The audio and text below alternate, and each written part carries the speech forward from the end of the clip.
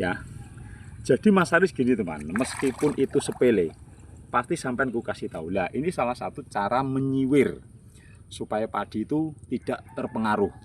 Yang diutama ini tetap tidak mati, ada caranya. Misalnya gini, lihatin. Nah, ini ya. Ini yo. Sampean gini. Sampean pegang. Ya, pegang ini. Tek, gini separuh, seperempat lah. Nah, ini pegang. Yang ini narik.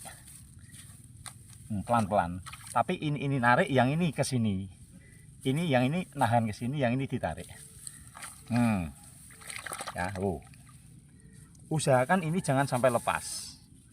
Usahakan dia tetap kokoh. Jangan sampai dia kecabut ya. Ini benar ya. Ya, ini benar karena ini tidak akan mengganggu. Ini langsung produktif lagi.